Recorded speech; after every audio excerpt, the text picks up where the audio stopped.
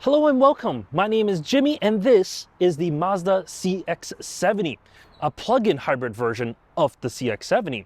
You can get the inline 6 or you can get this, a 4-cylinder mated to an electric motor. No matter which you choose, they're both absolutely beautiful vehicles.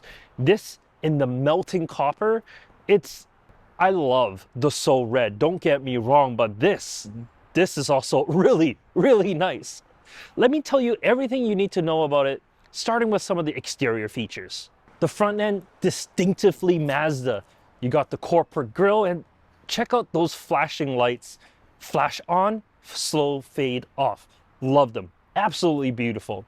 Because the CX-70 is a more athletic and sportier version compared to the CX-90, you also get a sportier treatment on the front bumper here.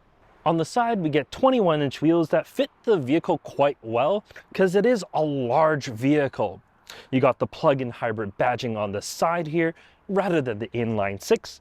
Proximity door locks on the front doors, but sadly not on the rear. However, the rear doors do open a full 90 degrees, so to get access to the inside, very easy. And what's nice is the bottom of the door actually covers the bottom of the sill. So when you're getting in and out, you don't have to worry about your pants getting dirty. The back end, it's your typical CX-70 and CX-90 look. Sure, the bumper's a little different, but the rest of it is distinguishedly Mazda. Opening up the trunk, we get an enormous amount of space. At 40 cubic feet, it's definitely large enough for everything that you're gonna be putting in here. What's nice is because, well, the second row is a little bit further away, you get buttons on the side, so you can easily fold down those rear seats when you need to. Under the floor, we get a little bit of space, not too much back here. However, behind that, you get a large cubby.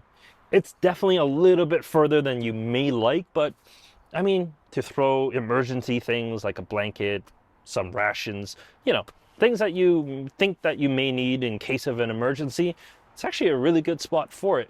Of course, you also get your spare tire underneath as well. Back here, well, it's very spacious. I'm 5'11" and I got plenty of headroom, plenty of legroom. However, if I want to get something even longer in the trunk area, I can move the rear seats forward so that way, I'm still safely buckled back here and still be able to carry something maybe a little bit longer in the trunk area. I can, of course, recline these seats if I need to, just to stretch out a little bit more. I got my armrest in the center, cup holders are here, got my baby shades on the side, ventilation, climate control, heated seats, all in the center, USB-C ports. Everything that you would want in a modern SUV is available here. I would have liked the vents be up top, but that's, minor things. For a vehicle of this class, this is great. Sure, the CX-90 is very similar. However, on most of the higher end trims on the CX-90, with all the options you want, you get captain chairs. I personally like benches over captain chairs just because you're able to have more people in here without, sending someone to the third row. However, if you're thinking of fitting kiddos in here, I am a child passenger safety technician and I do want to show you exactly how well child seats fit. The CX-70 is relatively large, and because of that, I was able to fit 3 car seats side by side here in the back seats. On the driver's side, this is a Collect Ling infant seat. In the middle, a Collect Flow, and on the passenger side, a rearward-facing Collect Fünf. There wasn't any issues getting 3 seats in here. However, for most, I assume you're going to have 2 seats, and that's still going to be absolutely fine. There's 2 sets of lower anchors and 3 sets of upper anchors for ease of installation. Moving up front, the seats are very supportive. They have the right amount of bolstering, nothing too aggressive. It's not a vehicle designed for track days or anything like that, but it has enough bolstering to just, at least cradle you in the seat a little bit. They're heated and cooled on this upper end trim, but sadly, no massaging seats. That's definitely something that they can do on the next iteration of the CX-70. In front of me is your typical Mazda steering wheel. These thin spokes and just the overall design, I actually really like it. It has all the buttons that you naturally would want and paddles behind. It's very easy to use. Behind, the digital cluster that's available here, it's very clearly laid out. There's your standard view, and with the press of a button, it changes to the i-Activ Sense menu, which just shows you like your distance and if you're swaying outside the lanes. You also get a heads-up display that shows you your speed limit, even turn-by-turn navigation can be shown there as well. The main infotainment display is, I mean, it's a little bit smaller than that of some other brands, but because of the overall shape, where it's just wider rather than taller, it doesn't just intrude on your outside vision. I do appreciate that. Navigation within the menu is just using this little wheel down here, and I personally like it because it reminds me a lot of the iDrive system, and it's a very just easy to use system. As long as you have like all your favorites and whatnot saved, it's very, very intuitive. But if not, it's a little bit cumbersome to go from menu to menu. So there is that. You do get a dedicated set of climate control right below, so it's nice and easy to adjust all the temperatures that you would need. And the rest of the interior, well, it's very functional. All the buttons are exactly where you think they should be, and there are a lot of buttons in here. Mazda did just skip out on that and put everything within the infotainment. There's a button for almost everything that you need.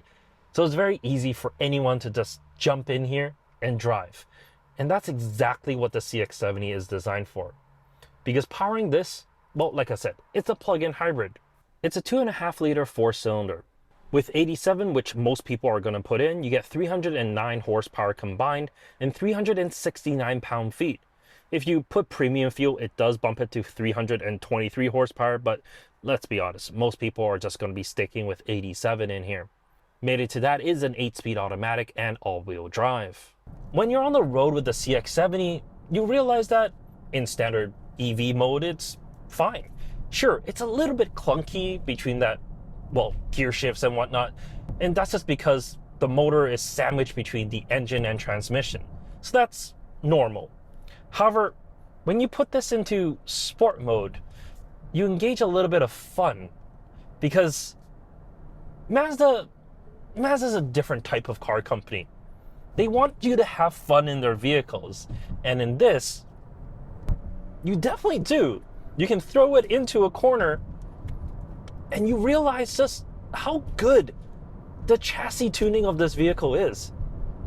Like, this is not normal. You shouldn't be able to throw it that hard into a corner like that. And the engine noise, there's a little bit more. I'm sure some of that is fake, but you get a little bit of that induction noise. You just get a little bit more of that thrill. And in cars these days, you don't really get that. And it just makes it that much more exciting, that much more fun. And that's why I really, really enjoy this. However, I gotta throw it back in normal because that's how most people that's gonna be buying this will drive it. In normal mode, like I said, it's absolutely fine. There's nothing wrong with it. It drives well. It's relatively quiet. Suspension is good. It soaks up all the bumps that it really needs. However, this is a vehicle that you want to drive at 8 or 9 tenths, not at 10 tenths, because at that point, you'll see it's not as sophisticated as a German vehicle would be. You tend to understeer wide a little bit, and sure, yes, it delivers power to the rear first, but you don't get that kind of rotation on the vehicle. It's not that sophisticated. However, for most use cases, you won't notice that. And even if you're pushing it a little bit harder, you still don't feel that. You don't. This is a really, really good vehicle for those who just want to have a little bit more fun injected in their daily lives. And you don't necessarily have to go for the inline six. You still get fun here with the plug-in. So you can still be efficient and you can still have fun when you want it to.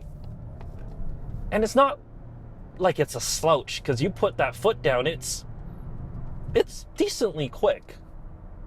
However, if you're in like full EV mode and the engine hasn't woken up yet, that first initial wake up it's a little sluggish. That could definitely be better. It's just like, hey, oh, engine, you gotta wake up. Sure, no problem, let me do that. And then it gets up and running. Like, it takes a little bit of time. But once it's up and running, you put your foot down. Yeah, it's good. It's good. This is an enjoyable plug-in hybrid experience. That's what you're getting out of this Mazda product here. It's very enjoyable. And for the price, I don't think it's that bad. As spec here, it's about 63,000 Canadian dollars.